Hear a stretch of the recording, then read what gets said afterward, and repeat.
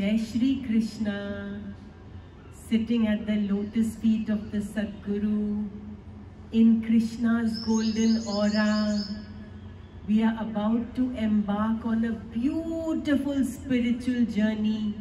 And why is this journey so special and so beautiful? It is all about the Bhagavad Gita, the soul song. And why is the Bhagavad Gita so special? Because it is directly from the sweet lips of Lord Shri Krishna. He himself has spoken the Gita. And those who are in the Sharan of the Sadguru, for them the Bhagavad Gita is not only to be listened to, not only to be understood, but it is to be lived. Just like the Sadguru, when you look at Guru Ma, you can understand every shlok of the Gita just by observing her life. Just by observing the way she sits, stands, walks, sleeps, awakes, works, eats, drinks.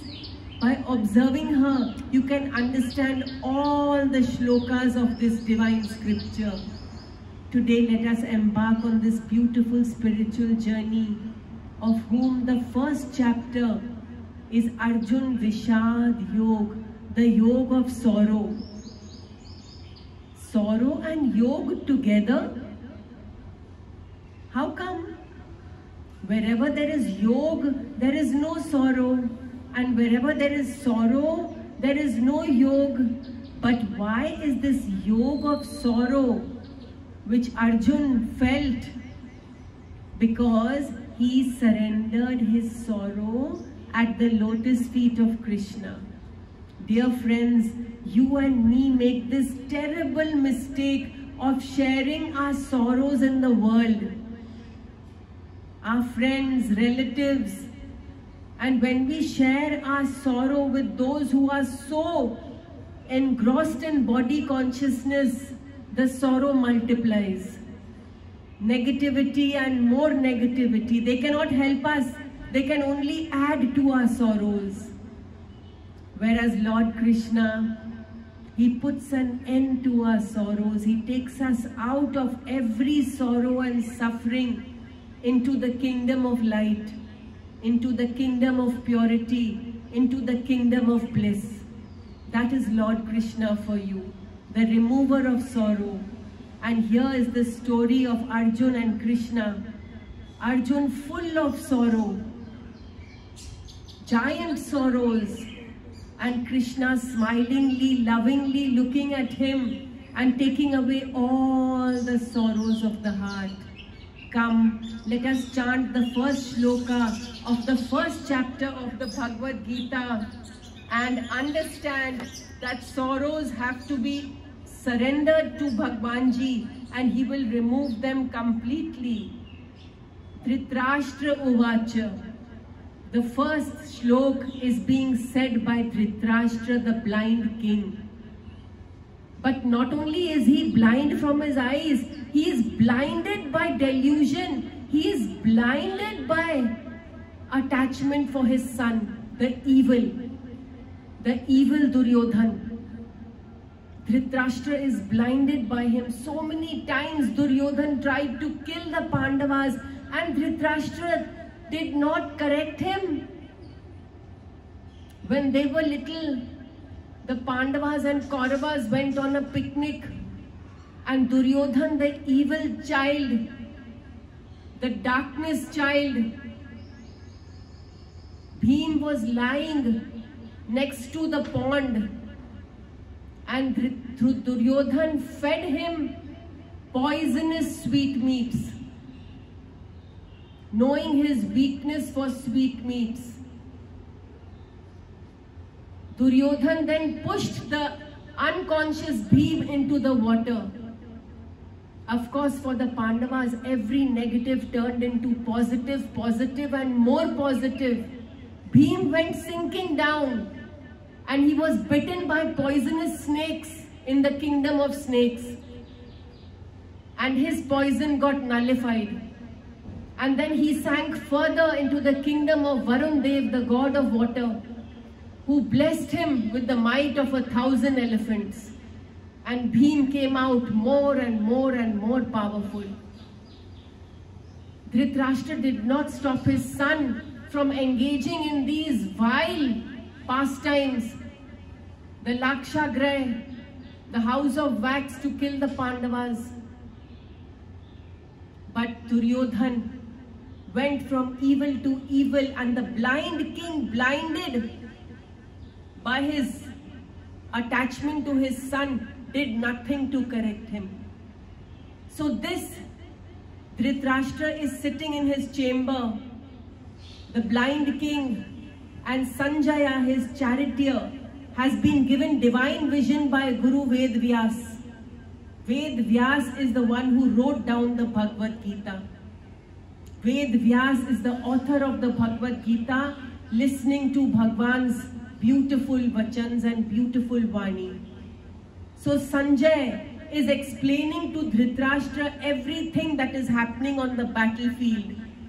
He has been given divine vision by Ved Vyas. And thus is the first chapter, the first shlok, Dharam Kshetre Kurukshetre Samveta Yuyutsava Mamaka Pandavaschaiva Kim Kurvat Sanjaya. Dhritarashtra asked, O Sanjay, assembled on the deciding battlefield of Kurukshetra, ready to fight, what did my sons and the sons of Pandu do? He wants to know what's happening. O Sanjay, collected on this battlefield, Dharam Kshetra, Kurukshetra. The Kurukshetra is turned into the Dharam Kshetra because Krishna stands there on the battlefield. Dear friends, whatever happens in your life, how many ever battles you need to fight, just keep Krishna with you. Just keep loving Krishna in your heart. He will take you through everything. He will take you through all sufferings easily, and he will ride your chariot. Arjun and Duryodhan both went to Bhagwan to ask for help in the war. Bhagwan was lying down on his bed with his eyes closed. Duryodhan came egoistical as ever. Thump, thump, thump, thump. Walked egoistically. There was a golden throne at the head of Lord Shri Krishna. He went and egoistically sat down on that throne, that comfortable golden throne. Whereas Arjun came quietly, sat down at the feet of Lord Krishna, folded his hands, tears streaming from his eyes. Bhagwan opened his lotus eyes and he saw Arjun first. All his energy went into Arjuna.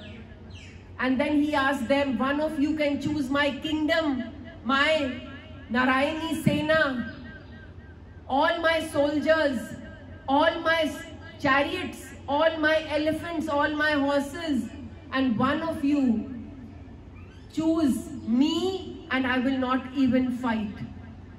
I will only ride your chariot. And Arjun with love says, Bhagwan, it has to be you. Duryodhan says, I will choose all your wealth. Thinking very, very important of himself. And Arjuna chose Bhagwan. Bhagwan smiled and said, Arjuna, you have chosen wrongly. I will not pick up a weapon. Arjuna said, Bhagwan, whether we win or we lose, whatever happens, I will always, always, always choose you. You are my beloved. You are my Lord and Master. You are my heartbeat, dear Lord. I will always choose you. And thus they stand on the battlefield, Kurukshetra, where there is a war between the good and the evil. And remember, dear friends, the evil can never win. It can appear to be winning many times, but it can never win. Where there is Lord Krishna, where there is the Pandavas, always positive, always surrendered, always grateful, always loving, caring, sharing and giving, the Pandavas, there is abundance. there is light. There is victory. Dharam Kshetre Kurukshetre. They stand on the battlefield of Kurukshetra. And it is turned into and the same in our bodies, dear sweet spiritual aspirants. Our body is a Kurukshetra when the truth and the untruth are fighting, and it becomes a Dharam Kshetra with the hand of Krishna on our heads. It becomes full of light, full of energy, full of beauty, full of joy. Every cell of ours becomes enlightened when Lord Krishna is with us. Please, please surrender to Lord Krishna. Chant every day, Om Namo Bhagavate Vasudevaya, Om Namo Bhagavate Vasudevaya, Om Namo Bhagavate Vasudevaya, and your Kurukshetra will become a Dharam Kshetra. God will sow the seeds of light, sow the seeds of truth, sow the seeds of purity in this field, and it will become a Dharam Kshetra, the land of light, the land of purity, the land of truth. O Sanjaya, says Dhritarashtra, assembled on the decided battle of Kurukshetra, ready to fight. What did my sons and those sons of Pandu do? Mistake right here, Dhritarashtra, right in the beginning of the war. The mistake is Pandu's sons and my sons, and that is what you did ever since they came to you. The Pandavas were born in the forest, and when they came back to the kingdom, Pandu had expired. Dhritarashtra should have embraced them like his own children, but there was always Pandu's children and my children, Pandu's children and my children. In fact, at one stage when the Pandavas came back after winning Draupadi, Bhisham Pitama told Dhritarashtra, "Oh Dhritarashtra, give them separate kingdoms. The Kauravas and the Pandavas cannot live together. They cannot live together. Darkness and light cannot live together. Give them separate kingdoms." And on the behest of Duryodhan, Dhritarashtra gave them Khandavprastha, the Pandavas, which was the most barren land on this earth. Nothing would grow there. There was no food, no water, no houses, no trees, no plantation. It was completely barren. The Pandavas went with Krishna, always with Krishna, always with Krishna. That is the one thing they did. So beautiful, they always took Krishna with them wherever they went. And Krishna followed them to Khandavprastha and looked at that barren land and shook his beautiful divine head and said, "Oh Pandavas, look what your granduncle has given you." Yudhishthir said, "Bhagwan, we are all desireless. We have no desires. We are always happy with whatever you choose for us. We are always happy with whatever the divine will is. We are very happy with Khandavprastha." Bhagwan said, "But there's nothing here. What will you eat? What will you drink? How will you live?" "Oh Bhagwan, we will eat your love. We will drink your love. We will live your love. When you are with us, we have nothing to worry." And the Pandavas went to sleep on that hard, barren ground. But Krishna did not sleep, because when the devotee is in trouble, the Lord keeps awake. He is awake for you and me, dear friends.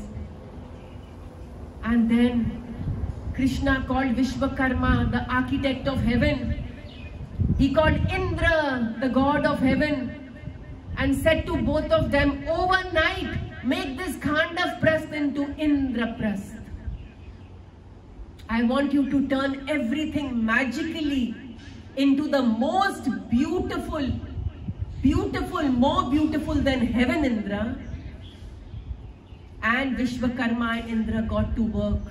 And when the Pandavas woke up in the morning, there were beautiful palaces, trees laden with juicy fruit of all kinds, flower beds, waterfalls of water, lovely sweet nectarine rivers, palaces galore, peacocks dancing in the courtyards, deer grazing on the grass, abundance of cows, abundance of wealth.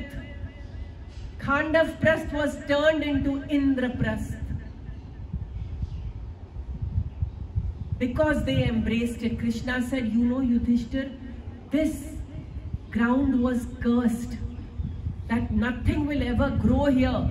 But if someone accepts it with love and embraces it with love, it will become beautiful and abundant. And that is what the Pandavas did. That is the difference between the Kauravas and the Pandavas. Kauravas are always greedy, always hungry for more. The Pandavas are always satisfied and always grateful. So Khandavprastha became Indraprastha. And here Dhritarashtra says, my sons and Pandu's sons always gave them step treatment, but they had Lord Krishna with them. Krishna, Krishna, Krishna, Krishna. If you and I have Krishna in our hearts, all our Khandavprastha will become Indraprastha. But if we have greed in our hearts, our Indraprastha will also become Khandavprastha. And if we have Krishna in our heart, there is abundance in our lives. Abundance, abundance, abundance. And even if we have very less, it will appear to you so abundant, so magical, so beautiful. When your life is touched by Krishna, it is so beautiful. It is so wonderful. God's love is so wonderful. This was the first shlok of the Bhagavad Gita. We will continue from here next time. God bless and keep chanting Om Namo Bhagavate Vasudevaya.